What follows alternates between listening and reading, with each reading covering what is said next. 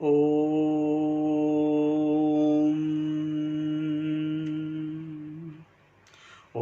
भूर्भुवः स्वः तत्सवितुर्वरेण्यं भर्गो देवस्य धीमहि धियो यो नः प्रचोदयात्। ॐ सहना भवतु सहनौ भुनक्तु सह वीर्यं करवावहै तेजस्विनावधीतमस्तु मा विद्विषावहै। ओम शांति शांति शांति। श्रुति स्मृति पुराणानामालयं करुणालयं नमामि भगवत्पाद शंकरं लोकशंकरं शंकरं शंकराचार्यं केशवं बादरायणं सूत्रभाष्यकृतौ वन्दे भगवन्तौ पुनः पुनः। ओम त्वमेव माता च पिता त्वमेव बन्धुश्च सखा त्वमेव विद्या द्रविणं त्वमेव सर्वं मम देव देव। श्री कृष्ण गोविंद। शिव शंकर भोलेनाथ कैलाशपति महाराज की जय। श्री कृष्ण शरणं मम श्री कृष्ण शरणं मम श्री कृष्ण शरणं मम श्री कृष्ण शरणं मम। देव ऋषि नारद भगवान की जय। श्री सूत जी महाराज की जय। शौनक आदि ऋषियों की जय। भगवान व्यास जी महाराज की जय। शंकराचार्य भगवान की जय। स्वामी चिन्मयानंद भगवान की जय। स्वामी दयानंद भगवान की जय। स्वामी प्रभुतानंद भगवान की जय। माता पिता की जय। सभी गुरु देवताओं की जय। स्वामी शुद्धानंद भगवान की जय। साध्वी आनंद ज्योति जी की जय। सभी गुरु देवताओं की जय। सभी गुरु देवताओं की जय। श्री कृष्ण गोविंद हरे मुरारी हे नाथ नारायण वासुदेवा। श्री कृष्ण गोविंद हरे मुरारी हे नाथ नारायण वासुदेवा। ओम नमो भगवते वासुदेवाय। ओम नमो भगवते वासुदेवाय। श्री कृष्णाय गोविंदाय गोपालाय नमो नमस्तुते। श्रीमद्भागवत कथा। श्रीमद्भागवत कथा में आज पंचम स्कंध शुरू करेंगे हम। पांचवा स्कंद और पांचवें स्कंद का पहला अध्याय प्रिय व्रत की कथा चरित्र कथा करेंगे। कल हमने चतुर्थ स्कंद समाप्त किया था। चतुर्थ स्कंद के अंदर प्रेषिताओं को विष्णु भगवान का वरदान प्राप्त हुआ और उसके बाद उनको प्रेषिताओं को नारद जी से उपदेश मिला और उपदेश का परम पद का लाभ हुआ। और आज हम कथा शुरू करेंगे प्रिय व्रत की। मनु के दो पुत्र थे, उत्तानपाद और प्रियव्रत। यही था ना।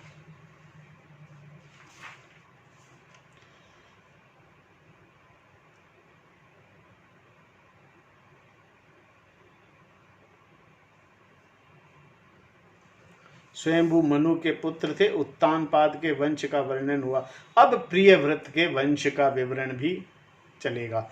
तो प्रियव्रत जो हैं, राजा परीक्षित ने पूछा। यहाँ पर विदुर जी अब चले जाते हैं। विदुर जी जो है वो मैत्रेय जी से आशीर्वाद लेकर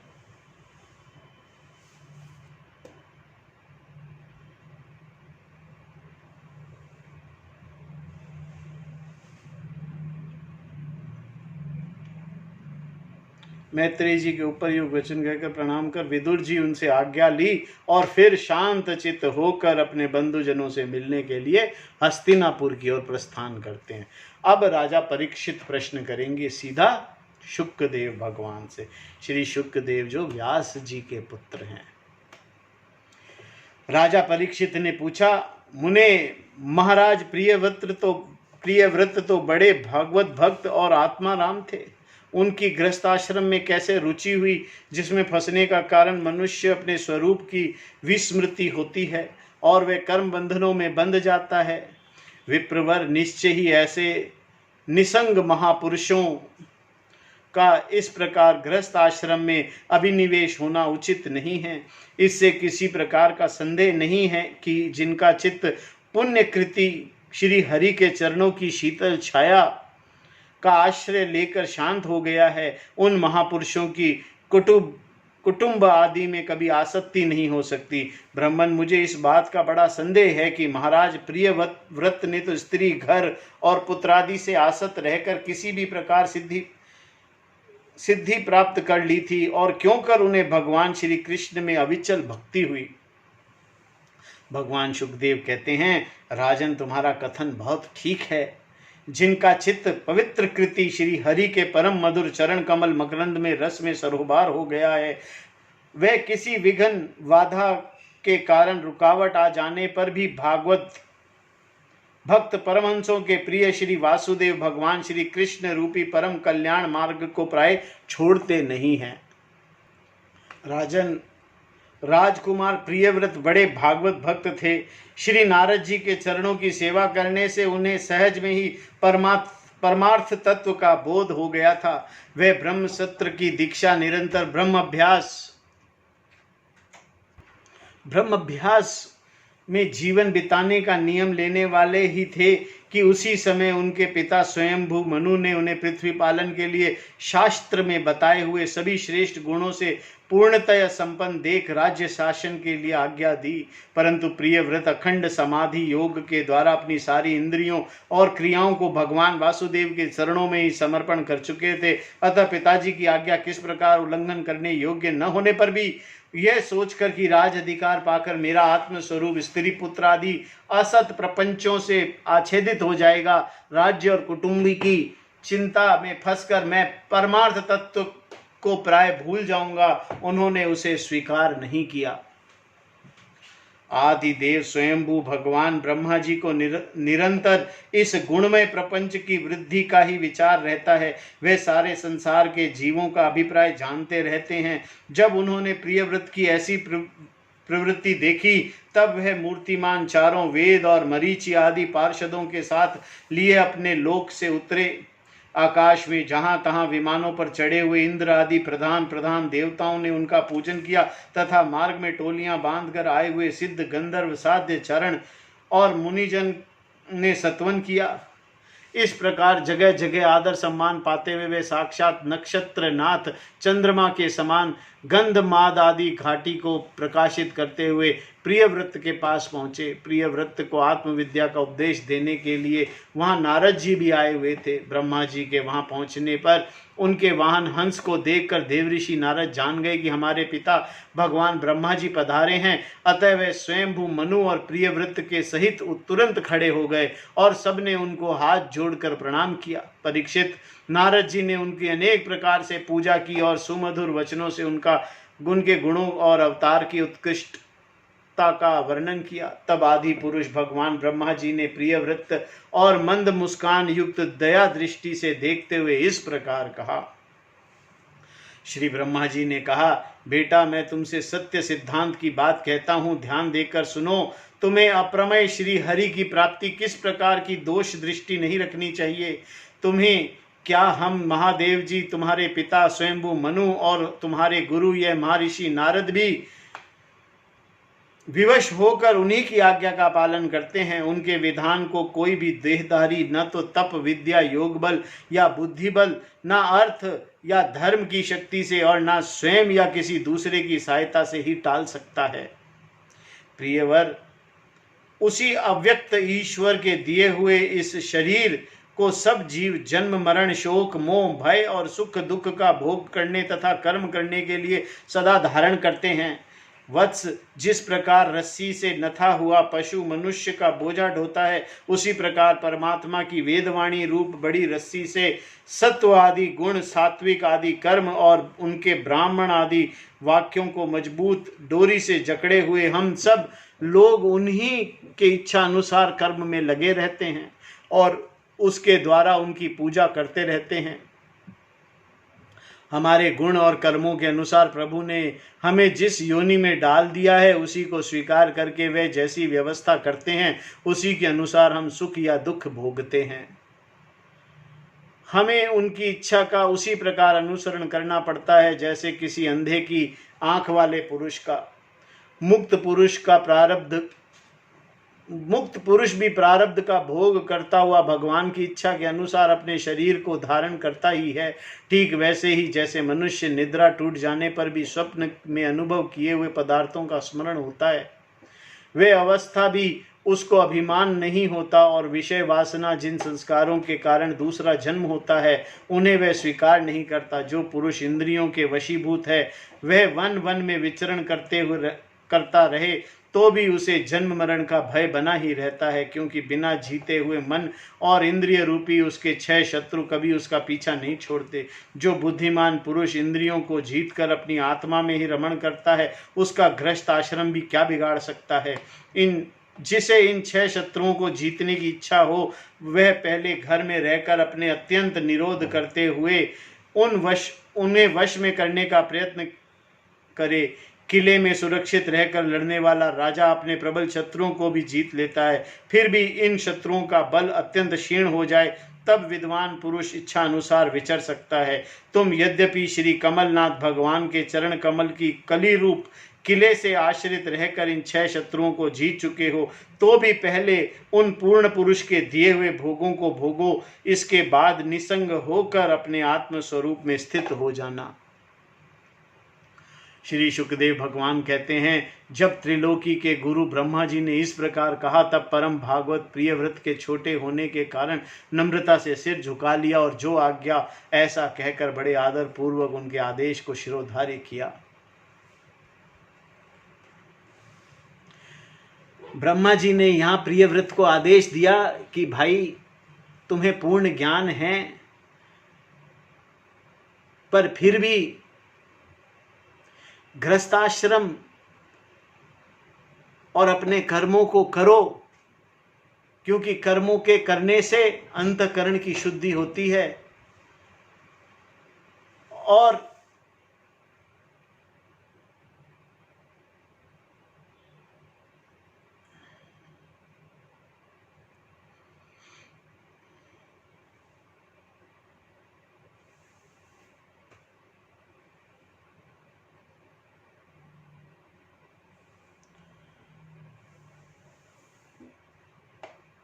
इधर ही गृहस्थ आश्रम में कर्म करते हुए ही बुद्धि विवेक पूर्ण हो पाती है, वरना बुद्धि कभी भटक भी सकती है। इसीलिए अपने कर्मों को करो। और वहां पर फिर प्रियव्रत ने जो आज्ञा ऐसा कहकर बड़े आदर पूर्वक उनके आदेश को शिरोधार्य किया। तब स्वयंभू मनु ने प्रसन्न होकर भगवान ब्रह्मा जी की विधिवत पूजा की। इसके पश्चात वे मन और वाणी के अविषय अपने आश्रय तथा सर्व व्यवहारतीत पर ब्रह्म का चिंतन करते हुए अपने लोक को चले गए। इस समय प्रियव्रत और नारद जी सरल भाव से उनकी ओर देख रहे थे। मनु जी ने भी इस प्रकार ब्रह्मा जी की कृपा से अपना मनोरथ पूर्ण हो जाने पर देवऋषि नारद जी की आज्ञा से प्रियव्रत का संपूर्ण भूमंडल की रक्षा का भार सौंप दिया और स्वयं विषय रूपी विषैले जल से भरे हुए ग्रस्त आश्रम रूपी दुस्तर जलाशय की भोग इच्छा से निवृत्त हो गए। तब पृथ्वीपति महाराज प्रियव्रत भगवान की इच्छा से राज्य शासन के कार्य में नियुक्त हुए, जो संपूर्ण जगत को बंधन से छुड़ाने में अत्यंत सामर्थ्य है। उन आदि पुरुष श्री भगवान के चरण युगल का निरंतर ध्यान करते रहने से यद्यपि उनके राग आदि सभी मल नष्ट हो चुके थे और उनका हृदय भी अत्यंत शुद्ध था, तथापि बड़ों का मान रखने के लिए वे पृथ्वी का शासन करने लगे। तदंतर उन्होंने प्रजापति विश्वकर्मा की पुत्री भ्रीष्मति से विवाह किया। उससे उनके 10 पुत्र हुए। वे सब उन्हीं की समान शीलवान, गुणी, कर्मनिष्ठ, रूपवान और पराक्रमी थे।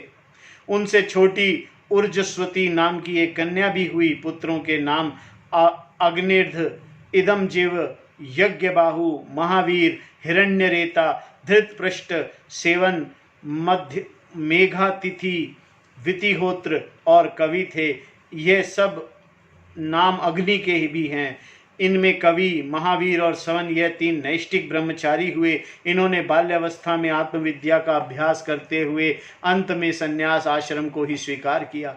इन निवृत्ति परायण महर्षियों ने संन्यास आश्रम में ही रहते हुए समस्त जीवों के अधिष्ठान और भाव बंधन से डरे हुए लोगों को आश्रय देने वाले भगवान वसुदेव के परम सुंदर चरणारविंदों का निरंतर चिंतन किया।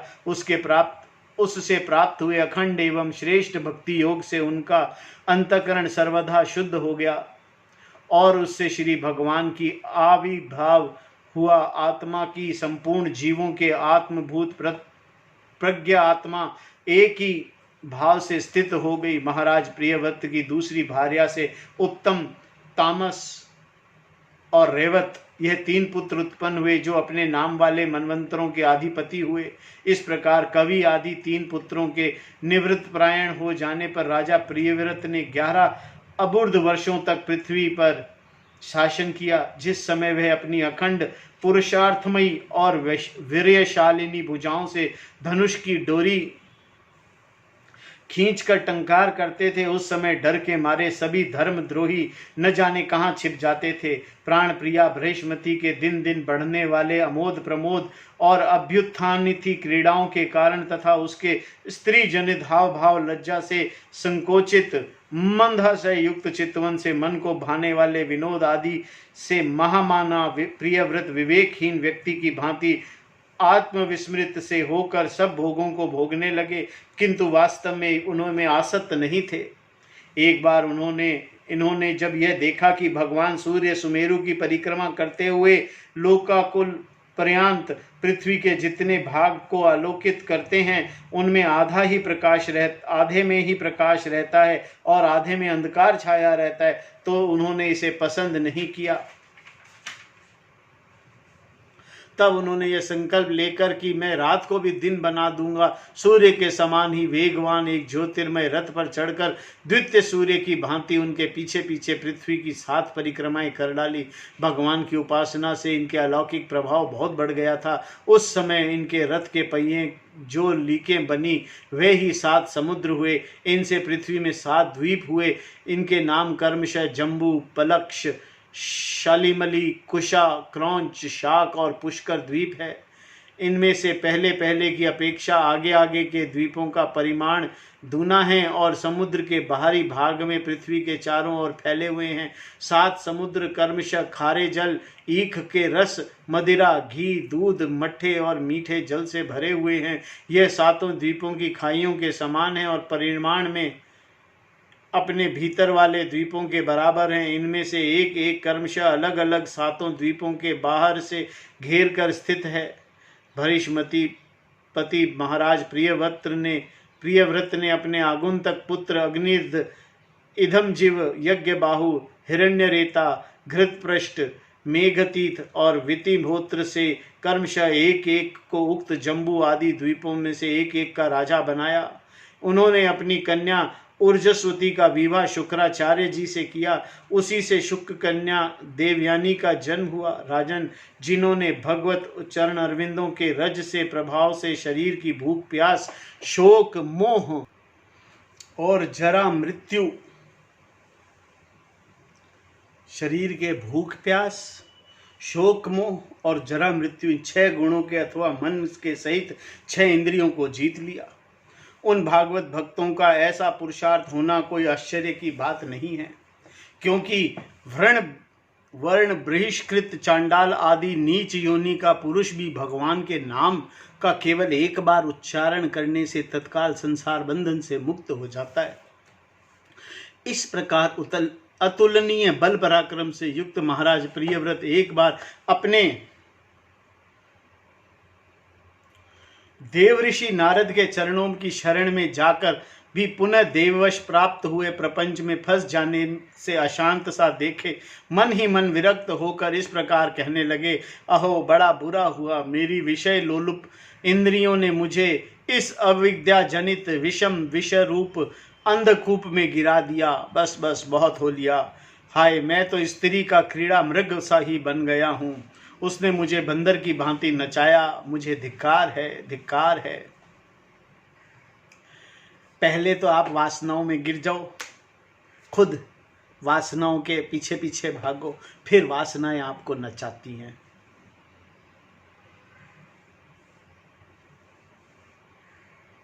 फिर चिल्लाओ कि कहां फंस गया मैं, कहां फंस गया मैं। वासनाओं में कौन बंधता है? पहले आप खुद बंधते हो। पहले दिन से वासनाओं के अंदर बंधना शुरू हो जाते हो।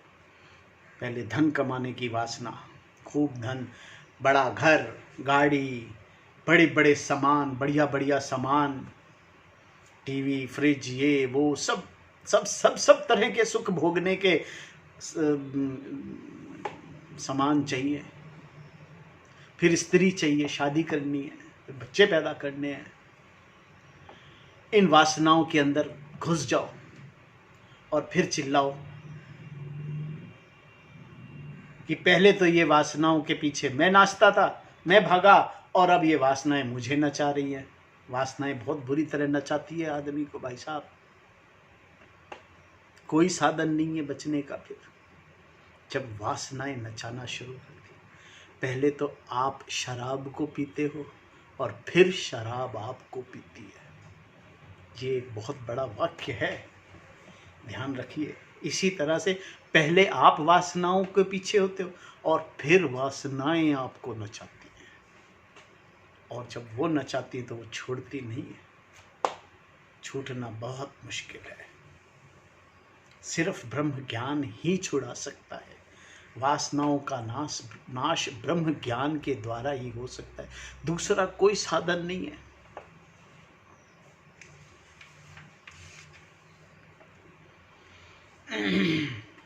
परमाराध्य श्री हरि की कृपा से उन्हें विवेक वृत्ति जागृत हो गई।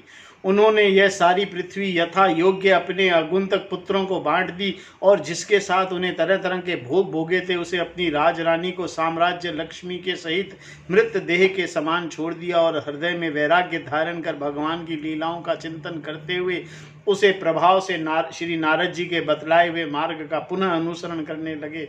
महाराज प्रियव्रत के विषय में निम्नलिखित लोकोक्ति प्रसिद्ध है। राजा प्रियव्रत ने जो कर्म किए, उन्हें सर्वशक्तिमान ईश्वर के सिवा और कौन कर सकता है। उन्होंने रात्रि के अंधकार को मिटाने का प्रयत्न करते हुए अपने रथ के पहियों से बनी हुई लीकों से ही 7 समुद्र बना दिए। प्राणियों के सुविधे के लिए, जिससे वे परस्पर झगड़ा न करे, द्वीपों के द्वारा पृथ्वी के विभाग किए, और प्रत्येक द्वीप में अलग अलग नदी, पर्वत और वन आदि से उसकी सीमा निश्चित कर दी। वे भगवत भक्त नारद आदि के प्रेमी भक्त थे। उन्होंने पाताल लोक के, देवलोक के और मृत्यु लोक के तथा कर्म और योग की शक्ति से प्राप्त हुए ऐश्वर्य को भी नरक तुल्य समझा था। ओम नमो भगवते वासुदेवाय। ओम नमो भगवते वासुदेवाय। ये तो था पहला अध्याय। अब अगला दूसरे अध्याय में अग्निर्थ का चरित्र है। श्री सुखदेव जी कहते हैं, पिता प्रियव्रत के इस प्रकार तपस्या में संलग्न हो जाने पर राजा अग्निर्थ उनकी आज्ञा का अनुसरण करते हुए जम्बू द्वीप की प्रजा का धर्मानुसार पुत्रवत पालन करने लगे। एक बार वह पितृलोक में कामना से सतपुत्र प्राप्ति के लिए पूजा की सामग्री जुटाकर सुर सुंदरियों की क्रीड़ा स्थल मंदराचल की एक घाटी में गए और तपस्या में तत्पर होकर एकाग्रचित से प्रजापतियों के पति श्री ब्रह्मा जी की आराधना करने लगे। आदि देव भगवान ब्रह्मा जी ने उनकी अभिलाषा जान ली, अतः अपनी सभा की गायिका पूर्वचित नाम की अप्सरा से उनके पास भेज दिया। अग्निध्र जी की आश्रम के पास एक अति रमणीय उपवन था। वह अप्सरा उसी में विचरने लगी। उस उपवन में तरह तरह के सघन सरोवर और शाखाओं में स्वर्ण लताएं फैली हुई थी। उन पर बैठे हुए मयूर आदि कई प्रकार के स्थलचरी पक्षियों के जोड़े सुमधुर बोली बोल रहे थे। उनकी षड्य जाति स्वर युक्त ध्वनि सुनकर सचेत हुए जल कुक्कुट, कारंडव एवं कलहंस आदि जल पक्षी भांति भांति से गूंजने लगते थे। इसी से वहां के कमल वन सुशोभित निर्मल सरोवर में गूंजने लगते थे। पूर्व चित्त की विलासपूर्ण सुललिता गतिविधि और पद विनायास की शैली के पद पद पर उसके चरण नुपुर की झनकार हो उठती थी। उसकी मनोहर ध्वनि सुनकर राजकुमार अग्निद्र ने समाधि योग द्वारा मूंदे हुए अपने कमल कली के समान सुंदर नेत्रों को कुछ कुछ खोलकर देखा तो पास में एक अप्सरा दिखाई दी। वह भ्रमरी के समान एक एक फूल के पास जाकर उसे सूंघती थी तथा देवता और मनुष्य के मन को नयनों को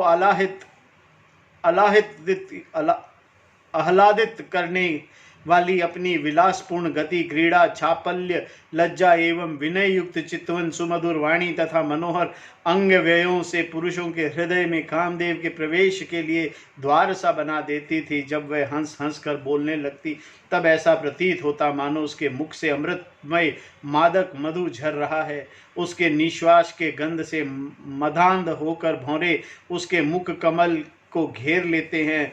तब वह उनमें बचने के लिए जल्दी जल्दी पैर उठाकर चलती है तो कुछ कलशा, वेणी और करधनी हिलने से बड़े ही सुहावने लगते हैं। यह देखने से भगवान कामदेव की अग्निर्ध के हृदय में प्रवेश करने का अवसर मिल गया और उनकी अधीन होकर वह प्रसन्न करने के लिए पागल की भांति इस प्रकार कहने लगे, मुनिवर्य तुम कौन हो?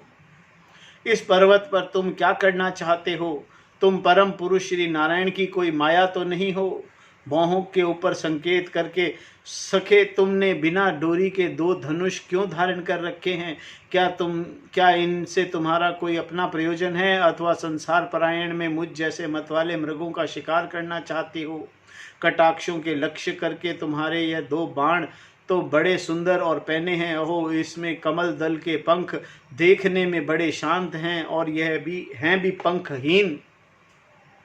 यहाँ वन में विचरते हुए तुम इनमें किस पर छोड़ना चाहती हो? यहाँ तुम्हारा कोई सामना करने वाला नहीं दिखाई देता।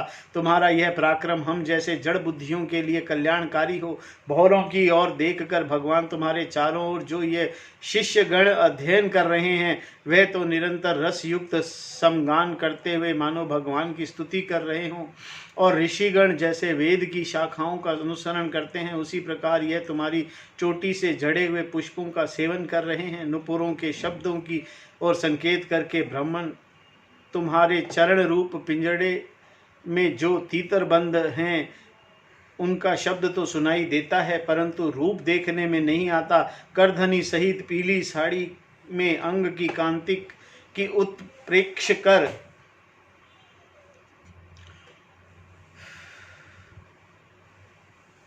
तुम्हारे नितंबों पर यह कदम कुसुमों की सी आभा कहाँ से आ गई है? इनके ऊपर तो अंगारों का मंडल सा भी दिखाई देता है किंतु तुम्हारा वलकल वस्त्र कहाँ है? कुमकुम मंडित कुचकों की लक्ष्य करके द्विजवर तुम्हारे इन दोनों सुंदर सींगों में क्या भरा हुआ है? अवश्य इनमें कोई बड़े अमूल्य रत्न भरे हुए हैं। इसी से तुम्हारा मध्य भाग तथा क्रुश होने पर भी तुम इनका बोझ ढो रहे हो। यहाँ आकर तो मेरी दृष्टि भी मानो अटक गई है। और सुभग इन सींगों पर तुमने यह लाल लाल लेप सा क्या लगा रखा है? इसकी गंध से मेरा सारा आश्रम महक उठा है। मित्रवर, मुझे तो तुम अपना देश दिखा दो जहाँ के निवासी अपने वक्ष स्थल पर ऐसे अद्भुत अव्यय धारण करते हैं जिन्होंने हमारे जैसे प्राणियों के चित्त को शुद्ध कर दिया है तथा मुख में विचित्र हाव भाव, सारस भाषण और आधारमृत जैसी अनूठी वस्तुएं देखते हैं। प्रियवर, तुम्हारा भोजन क्या है जिसके खाने से तुम्हारे मुख से हवन सामग्री की सी सुगंध फैल रही है? मालूम होता है तुम कोई विष्णु भगवान की कला ही हो, इसीलिए तुम्हारे कानों में अभी कभी पलक न मारने वाले मकर के आकार के 2 कुंडल हैं। तुम्हारा मुख एक सुंदर सरोवर के समान है, उसमें तुम्हारा चंचल नेत्र भय से कांपती हुई 2 मछलियों के समान दंत पक्ति, हंसों के समान घुंघराली अलकावली, भौरों के समान शोभायमान है। तुम जब अपने कर कमलों की थपकी मारकर इस गेंद को उछालते हो तो यह देश विदिशाओं में जाती हुई मेरे नेत्रों को चंचल कर देती है, साथ साथ मेरे मन में खलबली पैदा कर देती है। तुम्हारा बांका जटाजूट खुल जा गया है, तुम इसे संभालते नहीं। अरे यह धृत वायु कैसे दुष्ट है जो बार बार मेरे निवि वस्त्र को उड़ा देते हैं। तपोधन तपस्वियों को तप को भ्रष्ट करने वाला यह अनुपम रूप तुमने किस तप के प्रभाव से पाया है? मित्र आओ, कुछ दिन मेरे साथ रहकर तपस्या करो अथवा कहीं विश्व विस्तार की इच्छा से ब्रह्मा जी ही तुम पर कृपा नहीं की है? सचमुच तुम ब्रह्मा जी की ही प्यारी देन हो।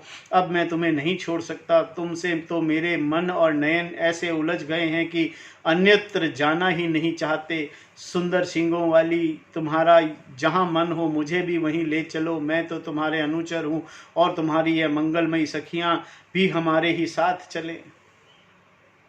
भगवान शुकदेव कहते हैं, राजन अग्निहर देवताओं के समान बुद्धिमान और स्त्रियों को प्रसन्न करने में बड़े कुशल थे। उन्होंने इसी प्रकार की रति चातुर्यमयी मीठी मीठी बातों से उसे अप्सरा को प्रसन्न कर लिया। वीर समाज में अग्रगण्य अग्निध्र की बुद्धिशील रूप अवस्था, लक्ष्मी और उदारता के आकर्षित होकर वह मन जम्बू द्वीपाधिपति के साथ कई हजार वर्षों तक पृथ्वी और स्वर्ग के भोग भोगती रही। तदंतर नृपवर अग्निर्ध के उसके गर्भ से नाभि किम पुरुष हरिवृष इलाव्रत रम्यक हिरण्यम्य कुरु भद्रशवा और केतुमाल नाम के 9 पुत्र उत्पन्न किए।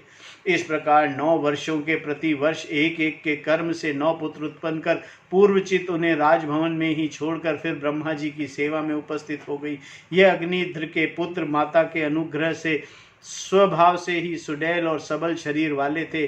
अग्निर्ध ने जम्बू द्वीप के विभाग करके उन्हीं के समान वाले 9 वर्ष भूखंड बनाए और उन्हें एक एक पुत्रों को सौंप दिया। तब वह सब अपने अपने वर्षों का राज्य भोगने लगे। महाराज अग्निर्ध दिन दिन भोगों को भोगते रहने पर भी उनसे अतृप्त ही रहे। वे उस अप्सरा को ही परम पुरुषार्थ समझते थे, इसीलिए उन्हें वैदिक कर्मों के द्वारा उसी लोक को प्राप्त किया जहाँ पितृगण अपनी सुकृतों के अनुसार तरह तरह के भोगों में मस्त रहते हैं। पिता के परलोक सिधारने पर नाभि आदि 9 भाइयों ने मेरु की मेरु देवी प्रतिरूपा उत्कृष्ट लता रम्य श्यामा नारी भद्रा और देववीति से नाम की 9 कन्याओं से विवाह किया। ओम नमो भगवते वासुदेवाय। ओम नमो भगवते वासुदेवाय। यहाँ पर अब दूसरे अध्याय की कथा समाप्त होती है। तीसरे अध्याय की कथा हम कल करेंगे। आज की कथा को हम यहीं विराम देते हैं। ओम नमो भगवते वासुदेवाय। ओम नमो भगवते वासुदेवाय।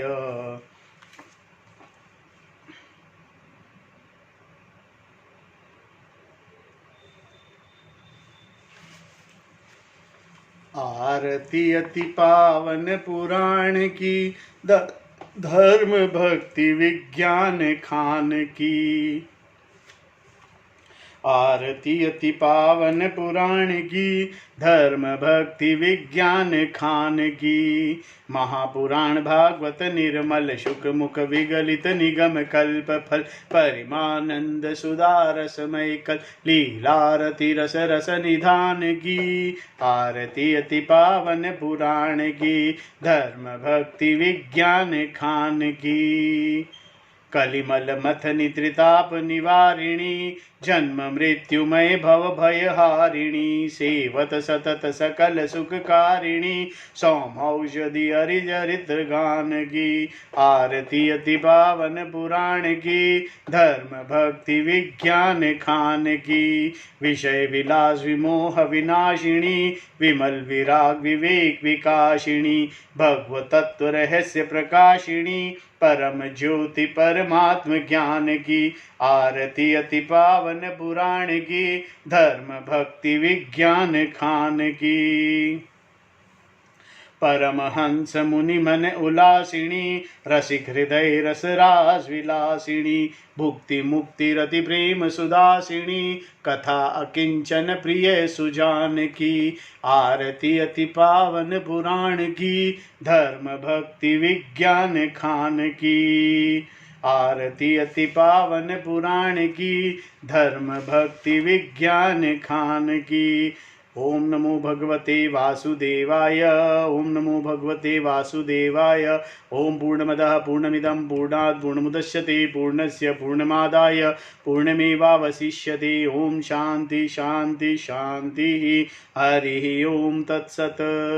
ओम नमो भगवते वासुदेवाय।